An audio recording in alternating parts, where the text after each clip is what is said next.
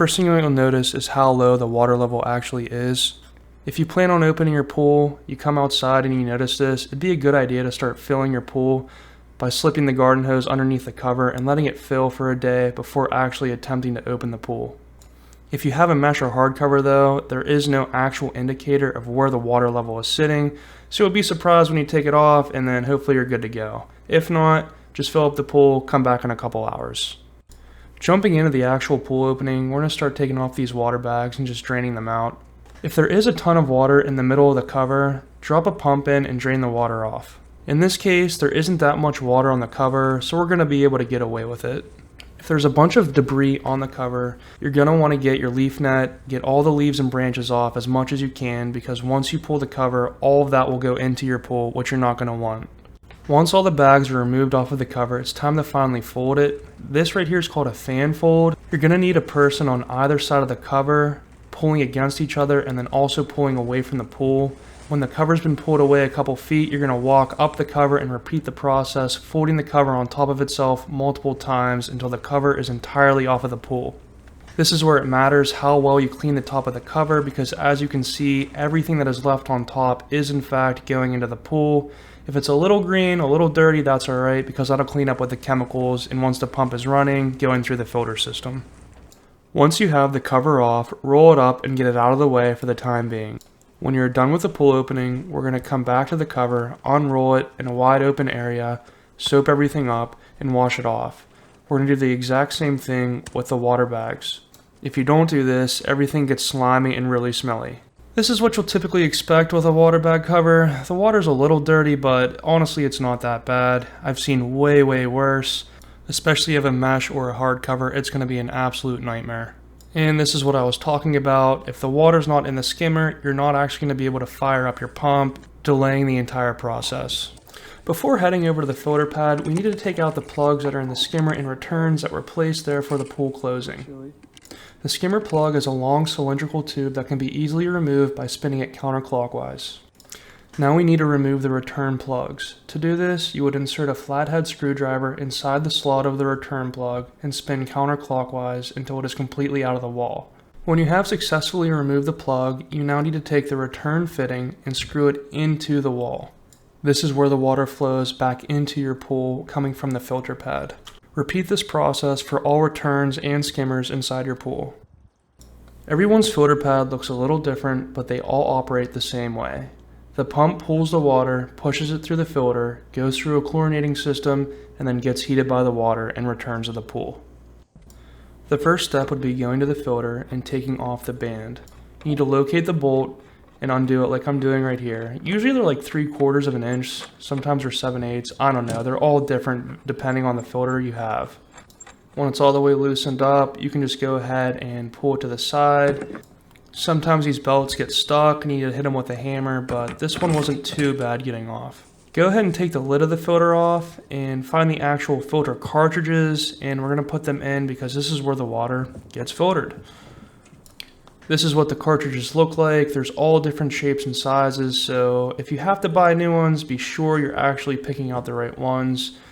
If you notice that your cartridges are pretty dirty from last season, this would be the time to power wash them and get them nice and clean. You should be cleaning these filters at least twice a year, as soon as you open the pool and then halfway through the summer. You could probably get away with this for maybe 4 years before it's time to finally replace for good. An indication that these cartridges are at the end of their life are when those thin bands that hold it together start breaking away. Once the filters have been securely attached to the bottom plate, there is a top plate right here that you need to also align in all the holes. You will probably have to be a little firm with it as these holes shrink throughout the winter. Go ahead and grab the lid to your filter and inspect the O-ring like I'm doing here. Basically what I'm looking for is to make sure the O-ring is seated correctly and if there's any dirt or debris in the way. If there is, go ahead and wipe it off. If you don't do this, it's going to leak at the seam and you're going to have to redo the whole thing. We're basically working backwards at this point, so go ahead and grab the band that you took off before, securely wrap it around the filter. You're going to have to unthread the bolt a little bit just to get it back into place. You also want to make sure that the pressure gauge on top of the filter is facing you. I think this is pretty obvious because you need to be able to read what kind of PSI is going through the filter at all times. I highly recommend grabbing a rubber mallet and hitting the band around the filter and tightening with a ratchet in between turns. This will ensure that your filter does not leak throughout the pool season. Now that we have the filter taken care of, we want to prime the pump. Ensure all valves are entirely closed right now. And when you open the lid, I like to store in my plugs there throughout the winter just so I know I don't lose them and the homeowner doesn't mistakenly place them somewhere. Go ahead and put the plugs in the correct spot. There's only 2 holes that they can go in, so it's pretty obvious what you need to do. Once the plugs are in, it's time to add the water. Like I said before, ensure the valves in front of the pump are all the way closed, and now we're going to add this full bucket of water. This is going to fill up the line only to the valve and to the front of the pump. We want to make sure this pump is entirely full so it's going to be easy to prime. The next step would be adding the sanitation device onto the filter pad. Everybody has different ones. There's chlorinators, like this is the one I'm holding here. There's also salt cells, nature systems. There's a wide variety of things. Insert the black hose firmly into the fitting, and then you want to pull down the compression clamp and screw it on tightly. Now right here, I need to cut the hose because I had to get a brand new one. The old one inside the chlorinator that was stored over the winter was brittle and fell apart. That's why I have a brand new one. The cut doesn't need to be anything perfect, just make sure there's enough slack to go from the fitting into the chlorinator. You'll also notice on the chlorinator on the bottom where you snap into, one side says in, one side says out. You want to make sure that the part that says out is the part that's returning to the pool, so the side I'm on. If you're working on the side in front of the pump, which you'll see shortly, that is obviously the inside. You want water to go in, and then you want water to go out, returning to the pool. If you install it backwards, your chlorinator will not work, and you're going to be wondering why you're getting no chlorine in your pool. I'm just taking the last little bit of slack of hose I have left, trying to neatly hide it underneath a pipe, and it's just going to come over on the inside, which is the pump side, and snap it in the same way we did it on the outside. Here's a close-up so you know what I'm talking about, how to firmly place the hose inside the fitting. Notice the compression fitting is a couple inches, maybe an inch back on the hose. You want to then push the hose firmly into the fitting, slide your compression fitting down, and tighten it as much as you can, hand tight. You don't really want to put any tools on this because it's plastic, and you could have a chance of breaking it and need a new part. Once the chlorinator is installed, we want to go ahead and tighten up our union nuts. The union nuts are those black bands around all fittings of the pump, filter, and heater. You need to be extremely careful here. I've broken so many of these, I still do to this day. You know, if it's cold out, they're brittle, they like to break, just barely give it a little tighten. The reason we're doing this is we do not want any air to be sucked through the line. If there is air being sucked through the line, you're never going to get a prime on your pump. Go ahead over to your heater, open the gas valve if it's not open already, and then right now I'm opening one valve that is on the return side. That is coming out of the heater. Right away when I opened that valve, I noticed water was coming out of the union, so if you have any of these problems, go ahead and fix them, as you can see here. I started off by shutting the return valve that I previously opened. I'm now going to unscrew the union entirely and see what's wrong with it. Typically the O-rings inside go bad, or there's just debris and crap all over them, so just have to clean them off real well and then re-screw it on just how you did before if you run into this problem. Since we let all the water out in this process, I'm now going to reprime the pump by pouring a full bucket of water in it and ensuring all valves are closed, and then going ahead and reopening the return side of the valve. Now that it's time to finally prime the pump and get it started, notice I barely crack the first valve in front of the pump, which is coming from a skimmer, and we're going to slowly start trying to pull water through this line. You need to be extremely patient during this process, as it takes a long time, you get frustrated, and you want to give up. But the key truly is patience. Honestly, set a timer on your phone for 10 minutes while priming the pump. Sometimes you can just start it, walk away, and come back in 10 minutes and it would have primed itself. Right off the bat, we can see that it's off to a good start. We can see water kind of through that lid. I know it's tricky to see, but when you can see water flowing, you know you're getting somewhere. You can look at the pool. If you see bubbles coming out of the returns, you know you're on the right track. I'm going to go ahead and open this valve all the way now, since I can see it is actually returning to the pool. When looking inside the pump and you're going to notice more water coming through like I just did, go ahead and open up your second return. Now this next part, I made it way too hard on myself because I'm lazy, but basically I'm going to take the second valve in front of the pump and slowly crack it, moving it open and close over and over until I work water through the line. A much simpler way around this would just be shutting off the pump, closing the first line that we primed, and then pouring water back into the pump, doing the exact same thing except for the second line. So you would actually open the second valve, close the first valve, get a prime through that line, and then open up both. There is a nozzle on top of the filter that you'll see I'm opening and closing. This lets all the air out of the pump. You want to continue doing this until the pool is fully started. It just helps air get out of the lines much quicker. During this entire process, you'll notice that things start leaking. So in my case, the chlorinator started leaking. So when you need to fix something like this, shut off the pump, close all valves because you don't want to lose any of the work you've done. Right now I'm taking the lid off of the chlorinator and we're going to put O-ring lube the entire way around the ring. Once that's been done, I'm just going to go ahead and attach the lid back on the chlorinator. I'm also going to put O-ring lube in front of the pump right on that union because I heard air whistling through it as it was trying to prime. With the pump being turned back on, both return lines open, my prime line on the left being opened, I'm still going to continue try priming the second line. Right here you can see what I was talking about, letting air out of the system with this little nozzle on the back of the filter. You can see just how patient you actually have to be with this kind of stuff. It is not quick all the time, especially if your filter equipment is above the pool water level, like uphill. It's going to take a lot of time. If your equipment is lower than the pool, you're going to have no problem priming the pump. This is what it should look like when it's just about done. You see a little bit of air in the top, but it will get better over time as it runs for maybe an hour or so.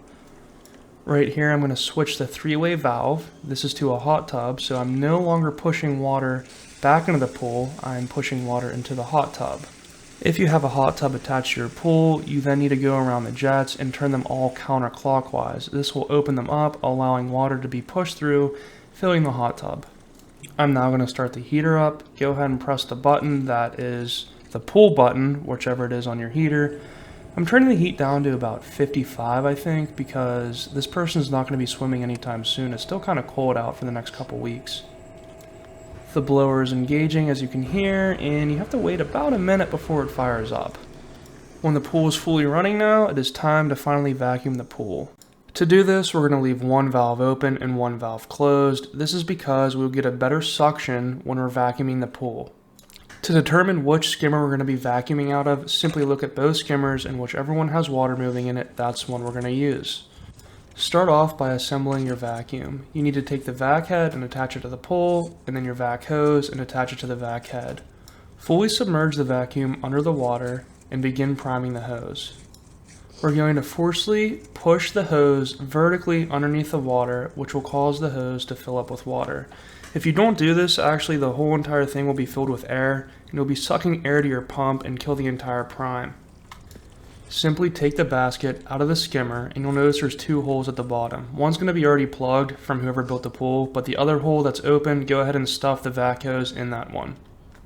Once all these steps are completed, you now have a pool vacuum. You can go over all the dirt and debris in your pool, and the way this works is it pulls the water through the vacuum, it goes down into the skimmer, all the way back to your pump.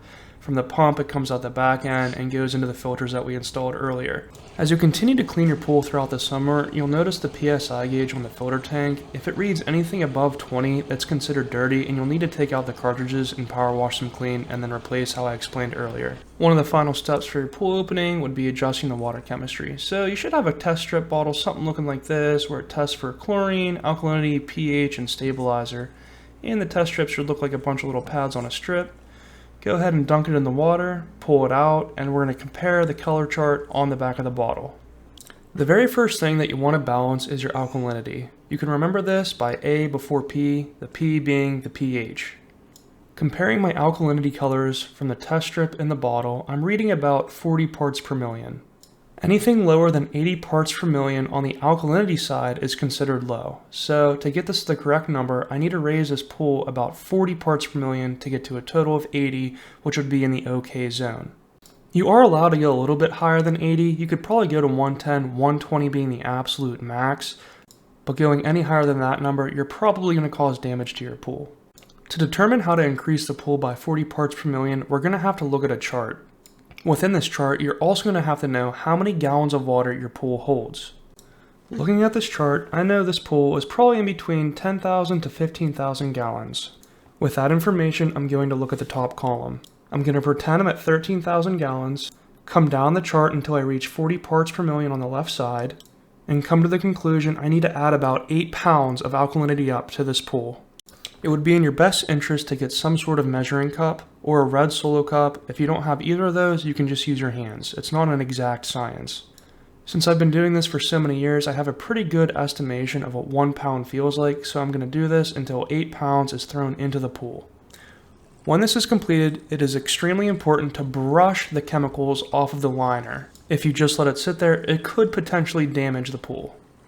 I am now going to walk around the perimeter of the pool and pour in 2 gallons of liquid shock. If you don't have liquid shock, you can also use granular. It does the same thing.